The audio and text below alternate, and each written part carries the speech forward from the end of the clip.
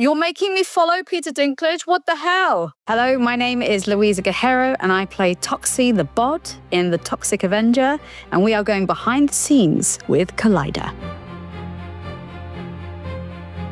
I couldn't do any research before I started. My partner knew what I was doing when I auditioned, and he was like, oh, great, just watch the things that Peter's done. I was like, we know that's not how acting works. Like, every character he's done, he's imbued with choices. And I didn't know what he was going to imbue for Winston. So I had to wait until I got out there. And then when we got out there, that's when the work began, like in Bulgaria. And it was looking at his energy for Winston before he turns, where he places the emphasis on his words, how he moves, what part of his body he moves with, all those things that go with the mechanisms of Winston Goose. And then seeing personality-wise, what's holding him? Where does he hold his tension? And things like, how does he wield a mop? Because I didn't want to be Winston Goose as Toxie and then Luisa the combatant when I'm fighting. So I was like, Peter, you're gonna have to swing a mop. You're gonna have to like fight a few imaginary people here. And we recorded everything and just made sure we got everything in tune with what Peter was giving to the role.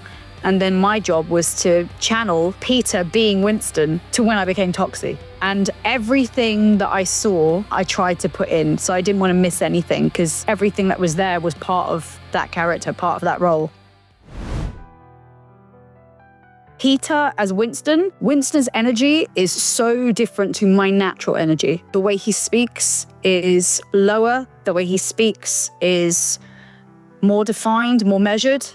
And he doesn't speak as quickly or as fast as I do. It's almost like he has a block for speaking, and that probably comes with a confidence thing. But he's stiller, a lot stiller, which I had to fight against because my natural tendency, we all have natural tendencies. I'm Mediterranean, so the hands move a lot. So you have to fight your natural impulses and make it a clean slate. So every performance, I had to get back into what was the Winston Goose body and then incorporate that with the prosthetics that they put on me to be this mutated version of that. That was something I had to work on.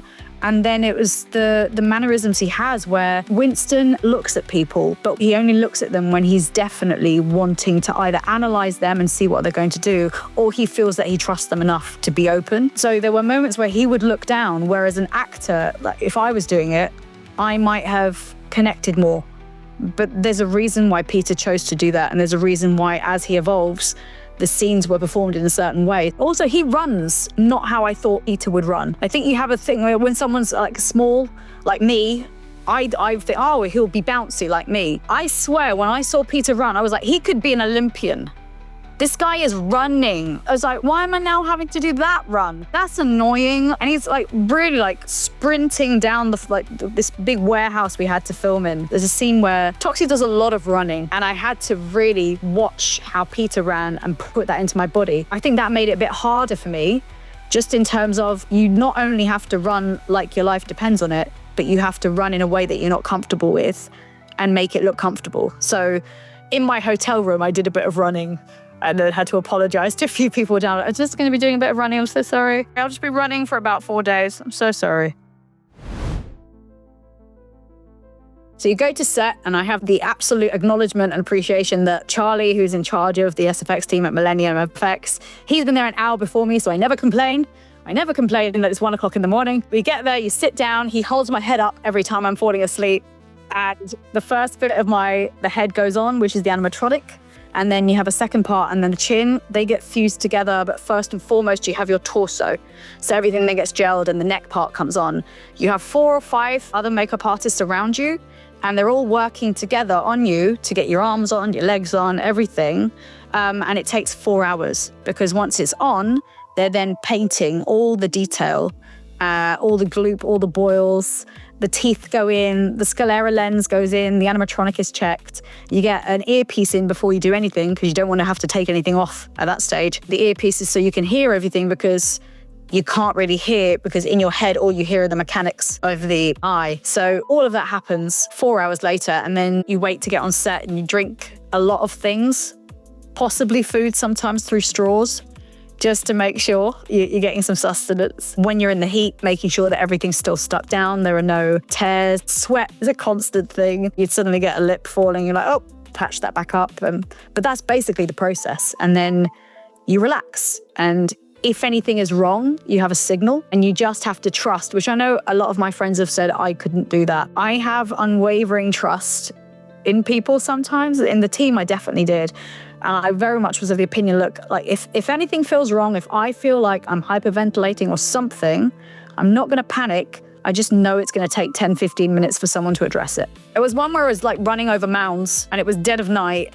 And they were like, okay, can we go again? And it was Winston's run. So not my run, different energy, different positioning, different weights. But also with the prosthetics, really hot still, quite like 30-degree heat with a mop. And they gave me the real mop because they were like, oh, this is the heavy one, but it's the real one. Looks better on camera. We're like, yay. And you're running. And I was like, I'm super fit. I did 2 of them. I was like, whew. Oh, wow, I am not super fit. Woo.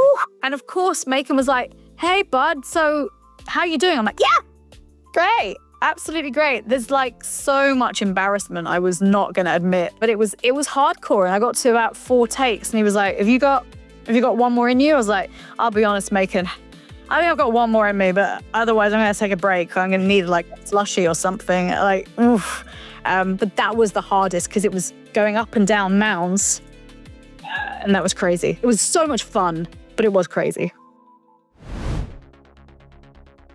Well, I'm an actor first and foremost, but I knew that this job would be different. It's not me taking on a role and making my choices, which, you know, you do as an actor. You always do that when you connect to a role and you have to make it your own. I knew that I would have to imbue the choices that someone else had made. But then in those moments where we're on screen and you have to be in the moment, then I had to like go into my arsenal of acting skill and almost like you have to blend. You have to blend with what you know in the moment, but based 95% on what Peter has already put in there with Winston. So for the emotion, you connect with what you know. You connect with what you know about Winston, but then you connect with what you know about yourself, your past history, where you would get that emotion from. And a lot of it is relatable. This relationship with a child, with wanting to be respected, with wanting to be a change, but not necessarily wanting to be the change. It's someone else's responsibility. And then it's a lot easier on you. You're a lot more comfortable when things change, but you haven't had to do anything about it. When you're suddenly the one that has to do something about it, then that's a difficult emotional journey. And as an actor, I loved it because it meant I could blend some of what I have. And Peter was very, very generous in terms of allowing me to do that. So when he ADR'd, there was something on top that he could work with and trusting me. It was really nice to have someone trust me enough to go, this is my role. I have made these choices, now take it and breathe life into it. I was Luisa, the actor, in a bubble of Peter Dinklage being Winston, being Toxie. Wow, that's fantastic. Luisa, thank you so much for your time. It's such a joy meeting you and talking about this. I'm really excited for fans and people to watch this film and kind of see all the behind the scenes stuff of how it was created. So thank you so much for your time. Not a problem. Thank you so much for having me.